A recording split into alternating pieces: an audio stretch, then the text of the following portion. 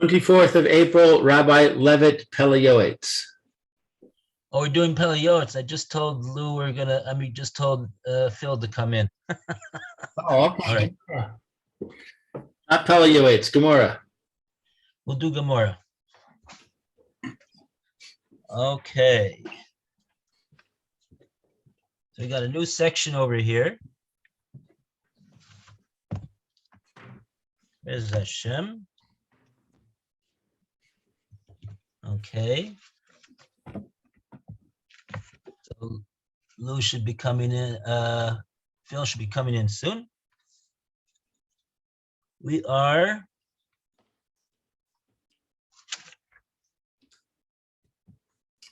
in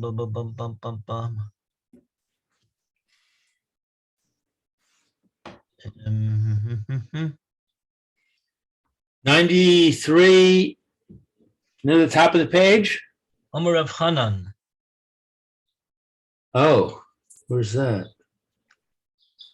Yeah, we finished the we finished all the Good morning, Roy. We're up. If you want to. We're at Amar Rav Yitzchak. oh, there's Phil. Amar Rav Hanan. Amar Rav Hanan. Where's that? Amar Rav Hanan. What page are you? What page are you on, first of all? I just want to let you know. 93A. Have a good day. Okay, I'm with you. 1, 2, 3, 4, 5 lines from the top. 5 lines from the top. Oh, I see it. Okay, I see it.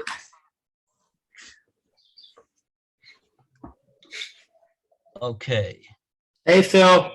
I'm going to have to go on mute. I got a lot of noise in my background here. I don't know if you hear, but I hear tremendous. Yeah, I can hear a little bit. Yeah.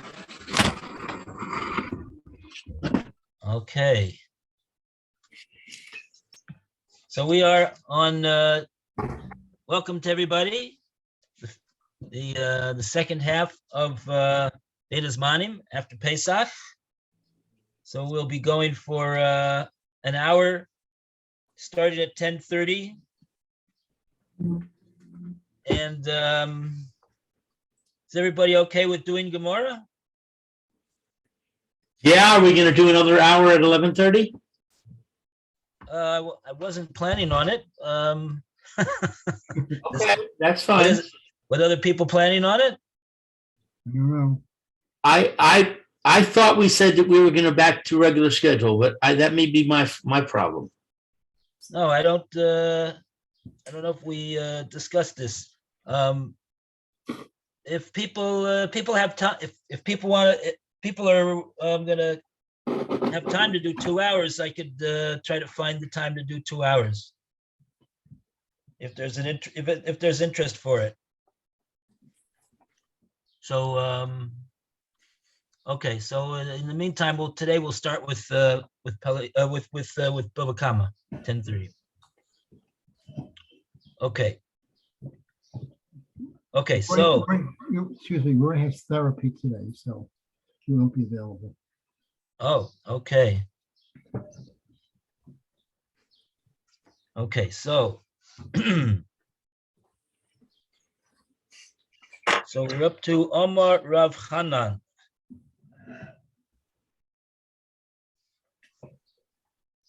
So, Alan, would you like to read? Do you know where we are? No, not sure. 1, 2, 3. 3A1, left-hand column, fourth paragraph. The Gemora presents.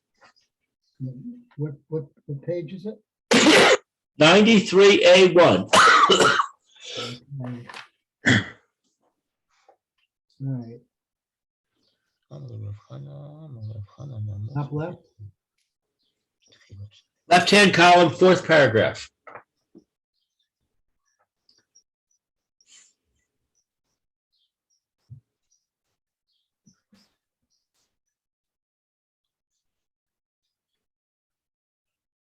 Hmm.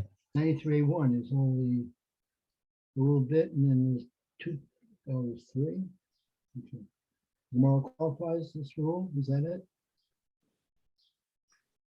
The bottom left. The left, one up. The Gemora presents. Okay. The Gemara presents a statement related to the first exchange between Rava and Rabba Barmari. Amar Rav Chanan. Rav Chanan said, Moser din al Chavero, whoever submits judgment of his fellow to heaven, who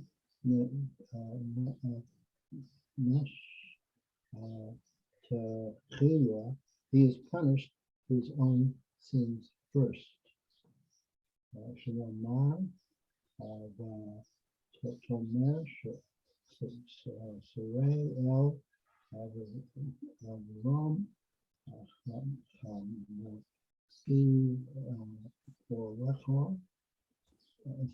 as it says, sorry said to Avram, my injustice is upon you. Let Hashem judge between me and you. The Chesed, the Yovel, Abraham, the Paul, the Sorah, the Liba Kosor, as is written afterwards, and Abraham came to you to drive Sarah and to bewail him. Okay.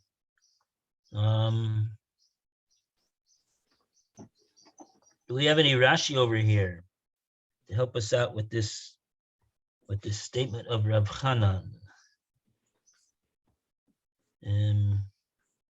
Doesn't look like we do. So the first place we can look at is we could look up the pasuk and see a little bit the background of this pasuk. Try to understand what the Rav Chanan is saying. There's a pasuk in Bereshis, chapter Tezayin, is chapter 16, verse 5th verse, pasuk Hey. I'm gonna go get a Bereshis.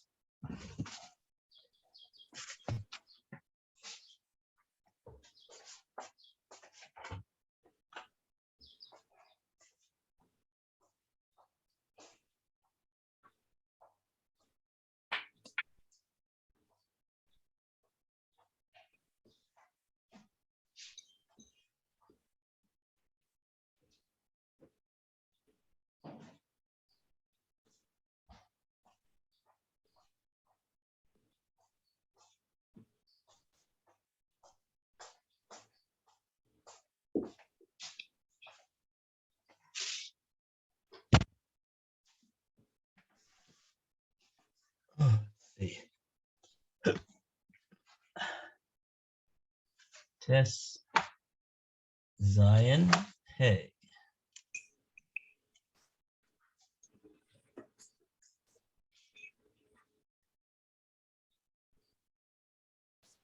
Okay, so this whole parsha really begins in the beginning of the parak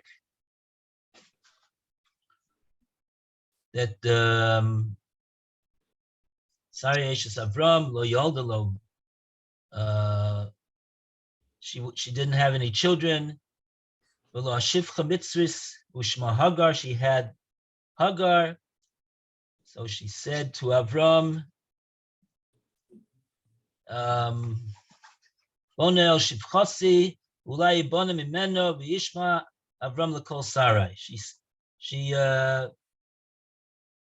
gave her maidservant Hagar to Avram, hoping that it says over here that ulai ibaneh mimena, maybe I will be built through her. Rashi says, that I bring in in the merit that I bring in a co-wife into my house, so Hashem will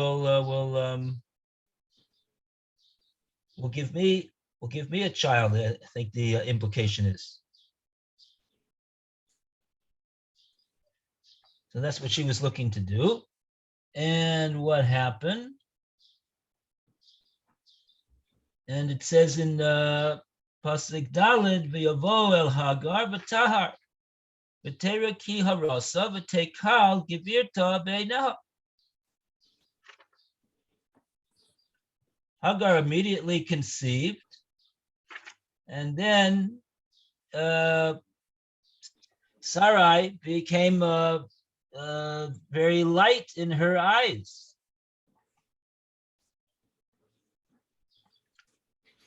That she's not the tzedekis that everybody says that she is.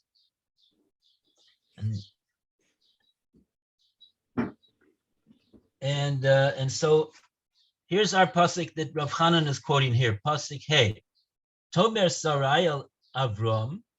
Then Sarai said to Avram, Chamasi alecha. Anochi nasati shevchosi b'cheikecha. I've given my maidservant to you, Betera ki harasta ve'ekal ve'eneha. And now she has conceived, and now I have become light in her eyes. And then she says explicitly, Yishpot Hashem beini uveinecha. Hashem should judge between me and between you.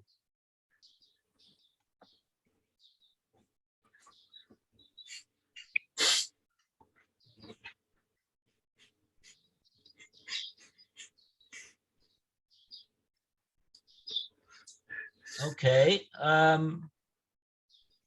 So here we see that Sarai is asking Hashem to judge between her and between who's the you over there. It sounds like it's Avram Avinu.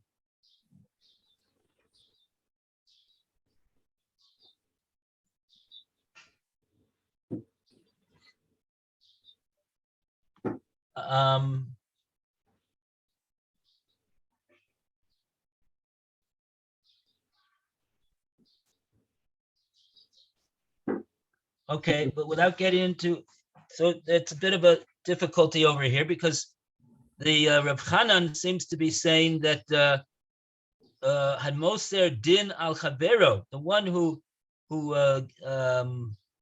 invokes a din on his friend, he's like asking Hashem to judge this other person for something that he did to him. Who nenesh tchila? The person who's asking for the judgment to be rendered, Hashem to render judgment, he will be the first one to receive an onish. And then he quotes this pasuk with that we just read from Hagar.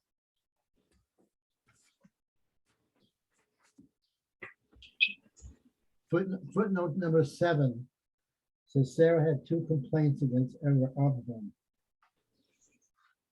They both couldn't have children naturally. Avram prayed that God should enable him to have children anyway. Hashem answered this prayer by giving him Ishmael through Hagar. Sarah's first complaint was that Abraham had prayed only for himself, not for both of them, and she remained barren. The second complaint was Hagar, Sarah's former slave person, spoke disrespectfully to Sarah in Abraham's hearing and did not respond. That's a Rashi. Genesis 16:5. So who is it that Sarai is asking Hashem to judge? Sarah said she had 2 complaints against Abraham.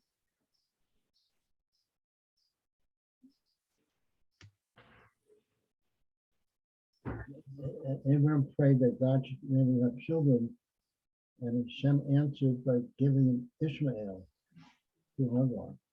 Sarah's first complaint was that Abraham had prayed only for himself, not for both of them, which remained barren.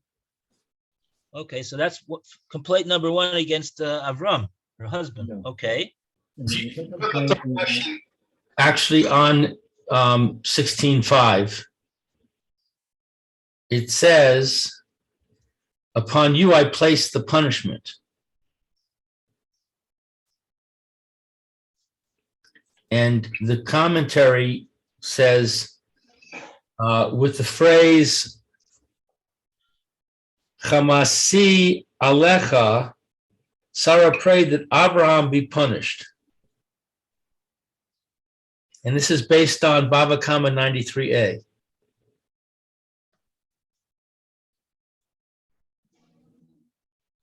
Which is Uh-huh.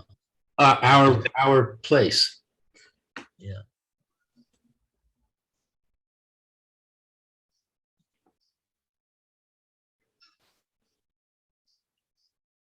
So I think what it's saying is that Sarah asked Hashem to judge Abraham because she felt he had done her wrong by not praying for her to have a child and by not standing up for her when Hagar criticized her. And as a result of that, Sarah was judged and punished first. And that resulted in her premature death.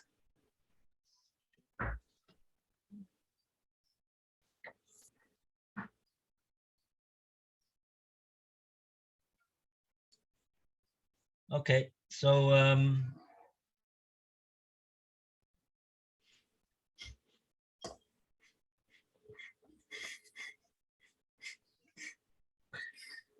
Rashi goes on to say that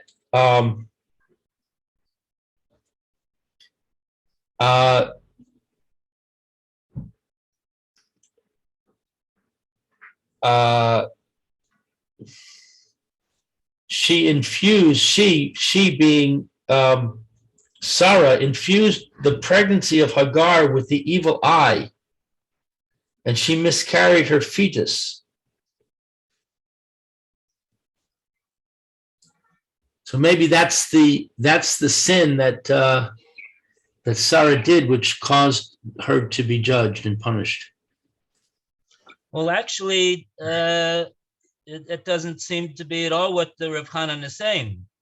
Seems to me that he's saying Rav Hanan is saying Hamosu din al chavero. She's asking Hashem to judge. Right. And therefore she gets judged first. Yeah. And it says, and Avram came to eulogize Sarah and bewail her, which seems to be saying that she died early because of the fact that she was judged. Yeah, I'm just saying that the what it was that Rav Hanan says she was guilty of was being moser din al chavero, and that is when she was asking Hashem to render judgment between her and Avram. It's not connected to anything that she did to Hagar.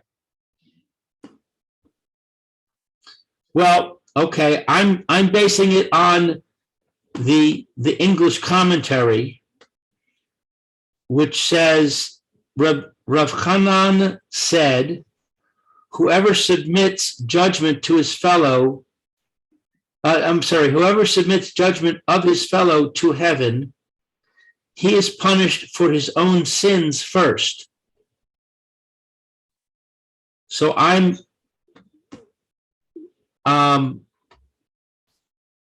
postulating that she had some sin that she was judged for.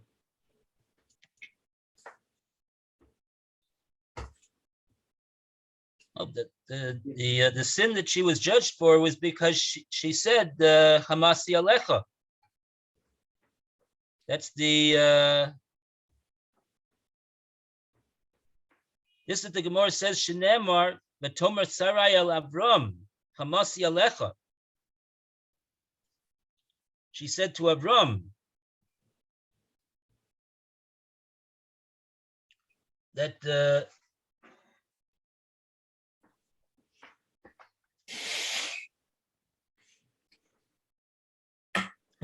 Hamasi Alecha. That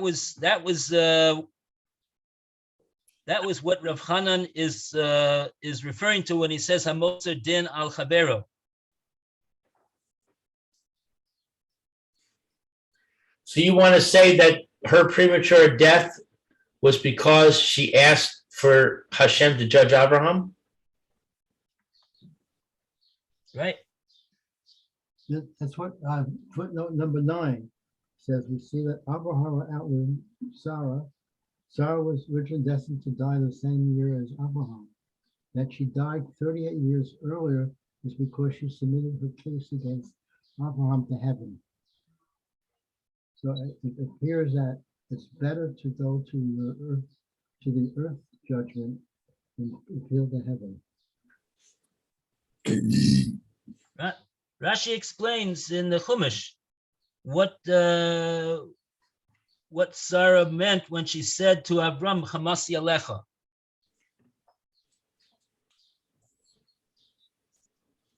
Rashi says over there, Hamas sha'asui li. This is the Hamas is the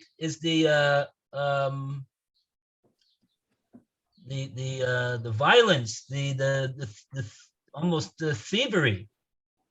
This word Hamas is used in the sin of the by the Mabul, Hamas, and this is the word that Sarah is using over here. Hamas ha'asui li, you did Hamas to me. Alecha ani matila ha'onesh, and on you I put the punishment. What happened? Kishis palalta lakodesh baruch hu matitein li banochi holech hariri. When you asked Hashem, what can you give me, Hashem? I'm not having any children. Lo his palalta ella alecha. You only prayed for yourself. His palel al shnenu. You should have davened for both of us. Shnenu. So that was her first claim.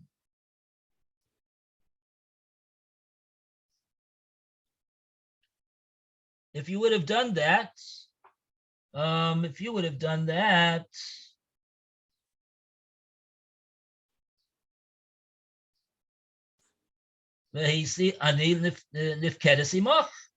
I would have also been remembered together with you.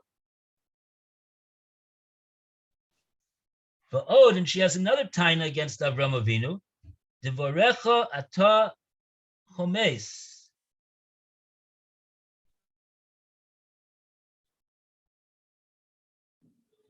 Divorecha ata chomes mimeni. Your words, you were chomes mimeni. What is sha'atam shomea bizyoni? You heard my bizoyon. Vishotek. You heard my disgrace and you were quiet.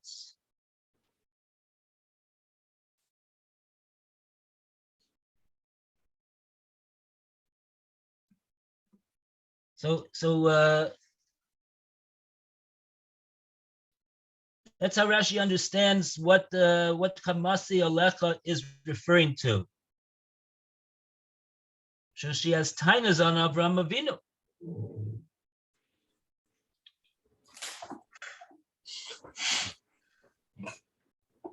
And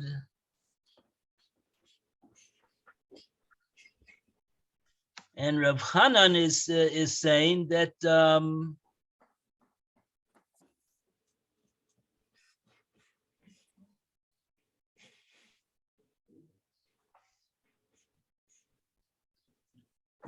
Rav Hanan seems to be saying that because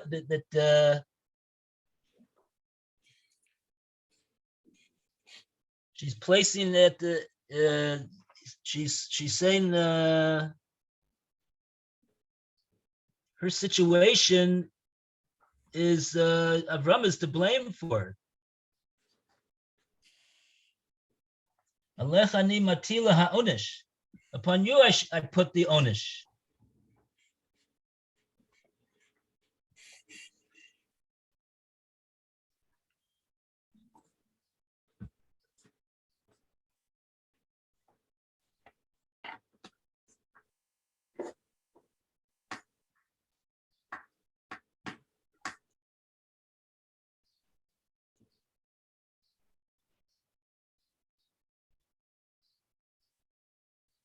Okay.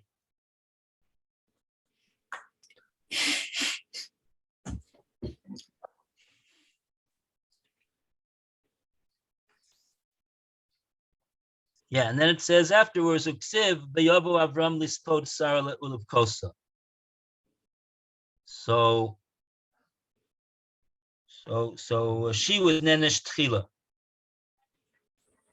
That Rav Hanan is saying that you see that she was you see in fact that she was punished first because Avram went to eulogize her.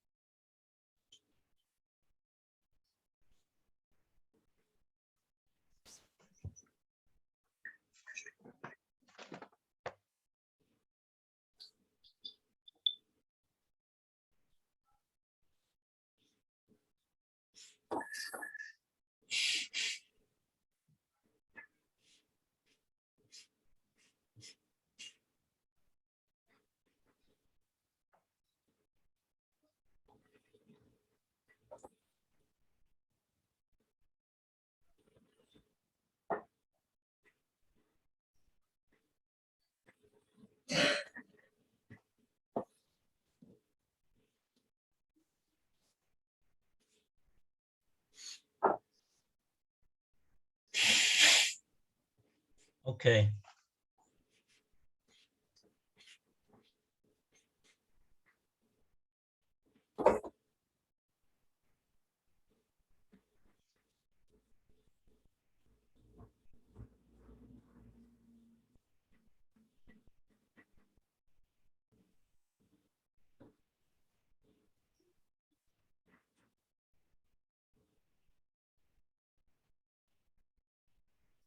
Yeah.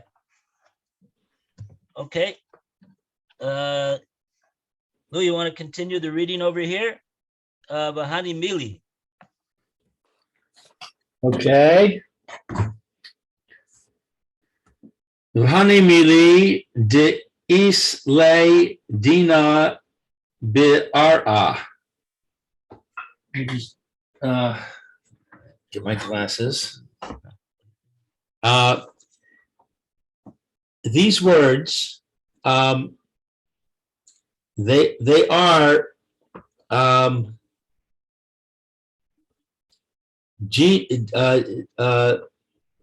judgment on earth. So, in other words, this principle of Rav Hananan is regarding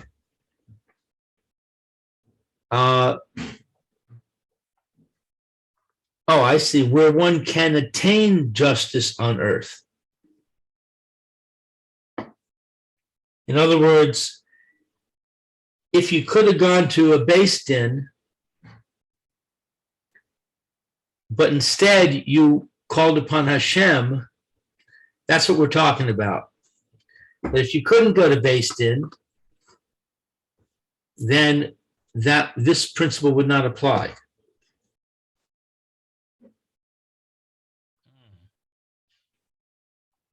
Okay. Amar Rabbi Yitzchak said, Oy lo litzoek ser min ha-nitzak. Woe to the one that cried more than Hanitzak, the one who should have cried, I guess. Someone who cries out more than the one who is the subject of the trouble, I guess, is not going to have a good outcome. Nitzak. Is that what Hanitzak means? The one to whom trouble happened? The Nitzak is the one that the Tzoek is crying to Hashem about. Oy lo l'tzoek, woe to the one who cries out to Hashem in regard to something that his friend did to him. Yoter min hanitzak, more than the one who did this injustice, I guess, to the person. So in other words, it's saying that if someone does a little wrong to me and I cry out with a huge cry that's disproportionate to what was done to me, then that's the case.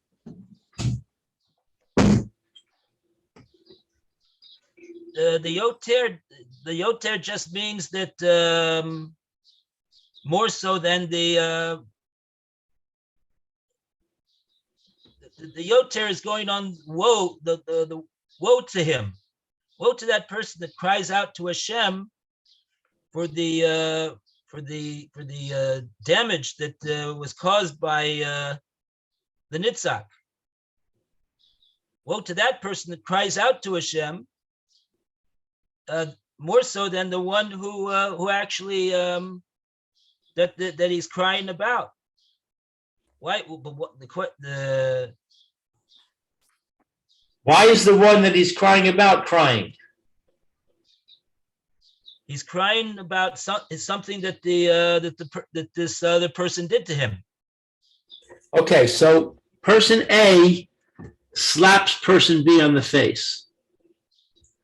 So person A is the nitzrak, correct? The tzoek is the one who cries out. Tzoek is person B, the one that got slapped. Yeah. And the nitzrak is person A, the one who did the slapping. Yeah. So the nitzrak is not crying. There's no reason to cry. He didn't get slapped. So why does it say yoter? There's only one person crying, so how can he be crying more than somebody else? No, the oi is the yoter is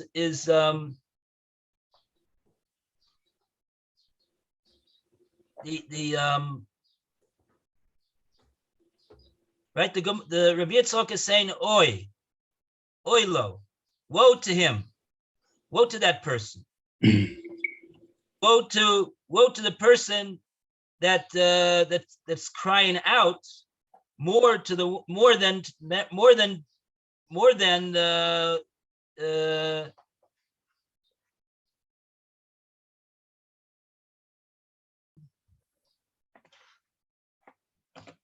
in a certain sense, he's in a worse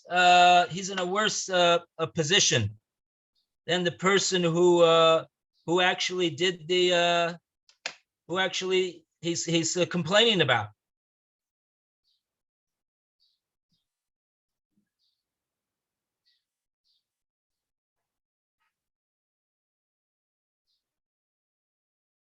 Now the question is, why is this so? what's the reason? What is the reason why this is so?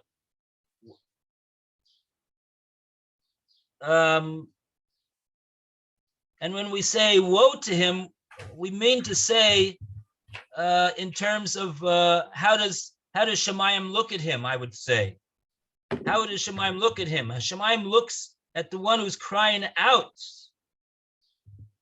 to what was done to him. They look at him not as well as the one who did not cry out, who is the subject of the reason why the one is crying out.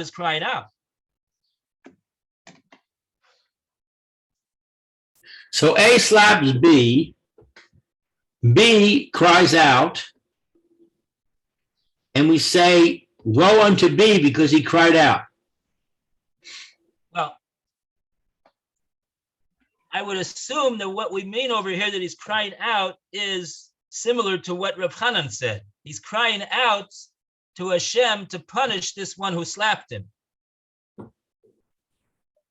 That's what I would assume.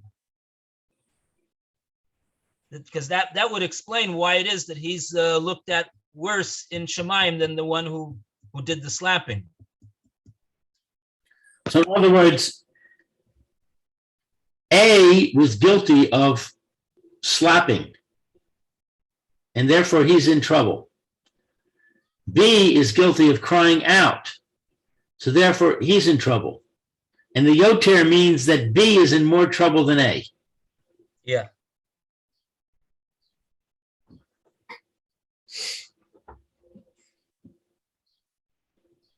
Well, that would fit with the story of Sarah and Abraham. Yeah.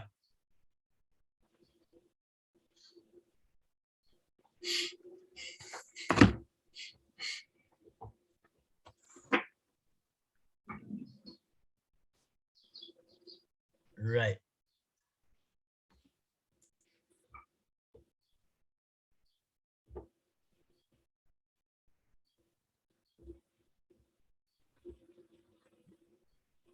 In other words, just like Rav Hanan said that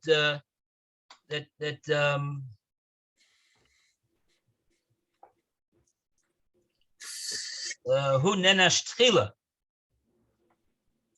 Sarah will be the one. Sarah was the one who was she was punished first. So that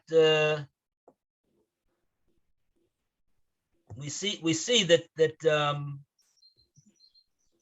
that shows that even if person B did something to person A, but if person A cries out to Hashem, please punish person B for what he did to me, that in Shemayim is regarded as more of a sin, and for that reason, a person A who was damaged will receive his onish before person B will.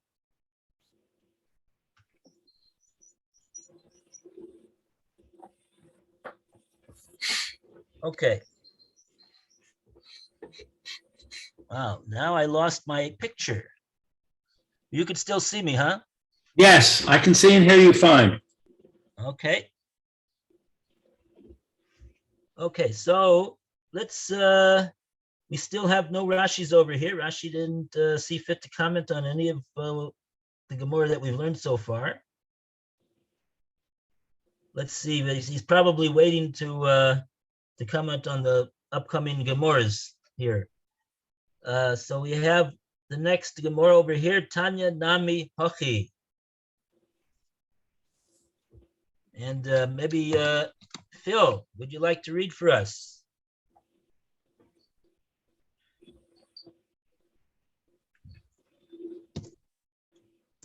I have to unmute, and this is where the Rashi is going to come in. The what do we say? The Tanya Nami Hafi. Yeah. Okay. Let's see the Gemora first. Bryce, we also learn here, Echad HaTzoek, the Echad HaNitzak, rather the one who cries out, or the one who is the reason why he's crying out, the one who the crying is about. The mashma is a meaning, it's a meaning of them, Ella rather, Shemam Hirim Tzoach, Yoter Min Hatzah, that he hurries the one to cry out more than the one who is more than the one who is whatchamacallit. He cries before, hurries to do it before the one who is the subject of the cry, so to speak.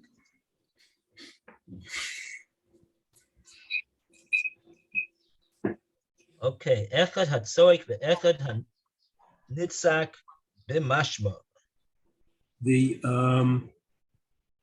Rashi. Echad b'tzoach, Echad, rather the one who cries, the one subject to the cry. That's the Tira, Kafilu, the Harakti Etchem. What is Tira? And C, the fear. According to the one I murdered. Is it Tira or is it Chira? Bechara api, yeah. The Chara afi is your anger is according to, you know, Charaf is your, you know, you become agitated. And I killed him. Shnai b'mashma means both of them.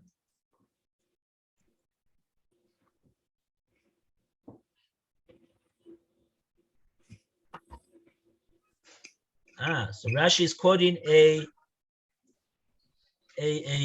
Rashi seems to be quoting this pasuk in Shmos as a support for what the Brisa is saying. The Brisa doesn't bring any pasuk, nor does it explain b'chlal what it means. Echad HaTzoek ve'Echad HaNitzak b'mashma. Just like the tzoek is the nitzak b'mashma, it's implied. There's like an equal implication in regard to both of them. Ella, but shemarin l'tzoek yosemin nitzak, that they hurry to do to the tzoek to punish him more than they hurry to the nitzak. Maybe we have to take a look at this pasuk in Shmos that Rashi is quoting. Api v'haragti eschem shnayim b'mashma. Rashi is saying that over here Hashem is saying, Chara api, my anger, I got angry, v'haragti, and I slew eschem, both of you, shnayim b'mashma. Both of them are going to receive a punishment, except that the El Shemamarin min hatzoek tchila, that Shemaim hurries to do the judgment against the tzoek first, Keda ashkechan b'Sara, like we find in the case of Sarah. This is a pasuk in Shmos, Chaf Beis, chapter 22. I don't know what the verse is. Maybe the art scroll says what the verse is. It's in the Torah or on the side. Ki yitain ish al re'eh, when a man gives to his friend. 20. Amor or shor or seh, v'chol behema lishmor, it's in there, mace, unishbar or nishbar ein ro'eh. He doesn't see. He dies, and what you call it, or it gets captured or lost or whatever, and he doesn't see.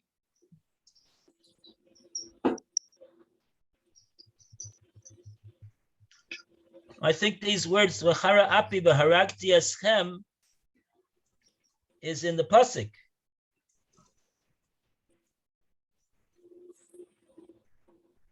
Which pasuk is this in Shmos Kaf Beis? 22 and 23.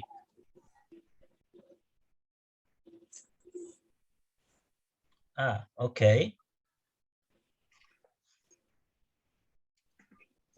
What's it say over there?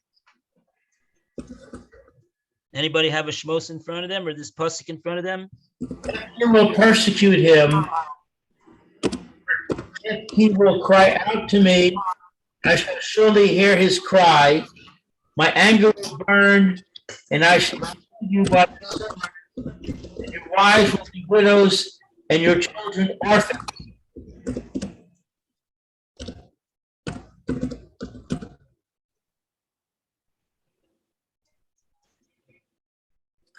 And Rashi says,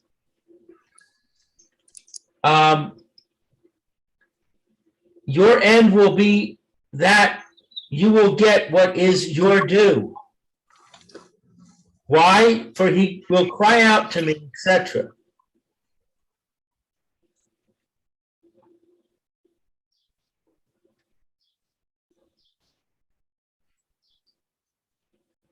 You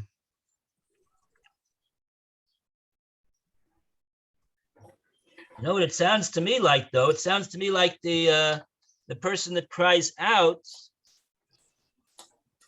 when Hashem says "Hara api b'haragti eschem," Rashi says "Shnaim b'mashma," that he's going to slay both of them, both the tzoik and the nitzak.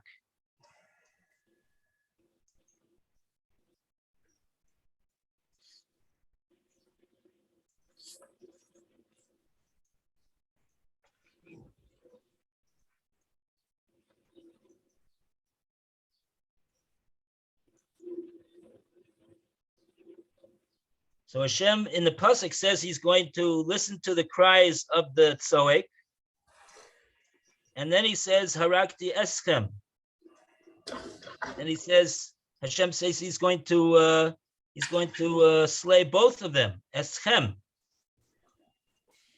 echad tzoek ve'echad nitzak b'mashma.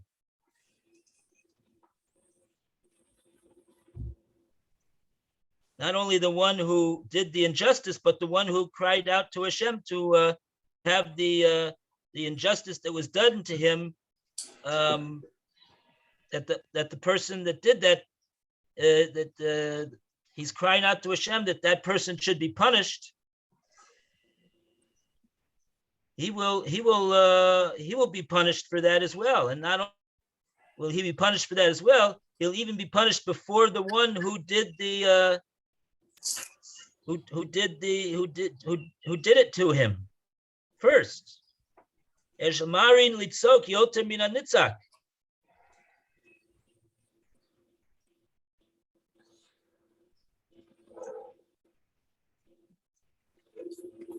So it seems like the Brisa is quoting.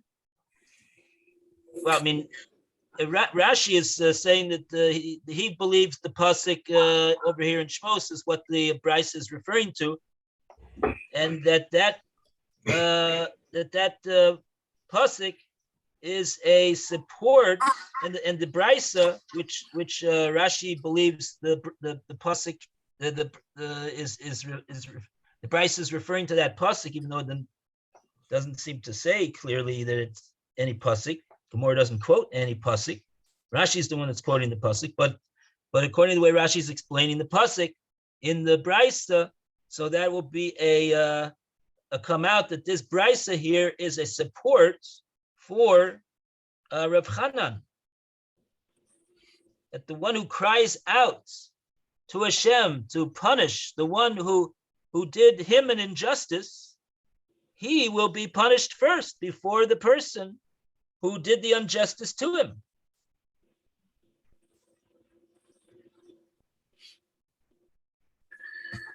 It seems that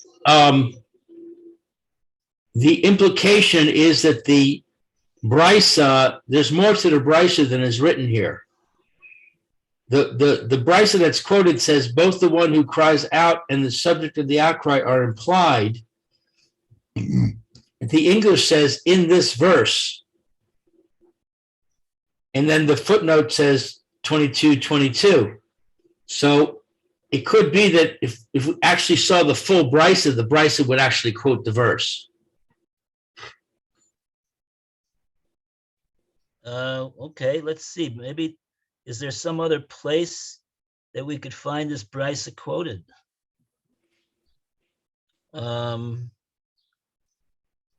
Looking for any citation in the Masoras Hashatz to this brisa.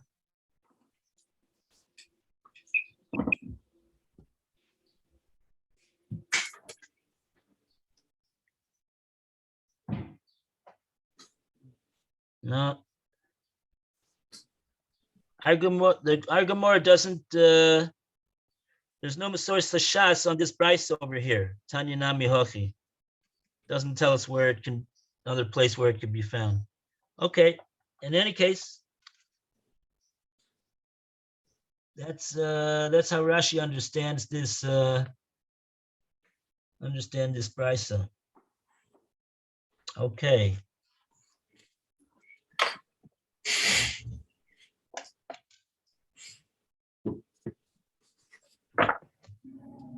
Okay.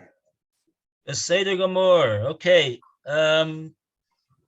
So should we decide what we're gonna do for the next week before the beginning of this month? Well, Phil, if we go to the regular schedule, meaning that at 11:30 we do Gemora, is that okay with your schedule? It's not gonna, I don't think it makes a difference if it's 11:30 or 10:30. Okay, so in that case, I would vote I that mean, we, I'm not sure. If anything, I have to leave a few minutes early one day. I'm not sure yet because I have to be in contact with somebody. But in general, I'm going to be, I'm still going to be in town. I'm not going anywhere now. right, Last week was a tough. Last week was with the family each day. right. Okay, so It's up to the rabbi really whether he has to do classes, one class. spend. Okay, so if you so we'll start so we'll go just to a regular schedule tomorrow. 10:30 is Peliowitz and 11:30 is Bava Kama. Okay, sounds good. Okay, very good. Okay. Whoever's here on the screen, I guess it's judging from the voices, it's Alan and Phil and Lou. Have a wonderful day. Okay. Take care. Bye-bye. All the best. Bye-bye. Bye-bye.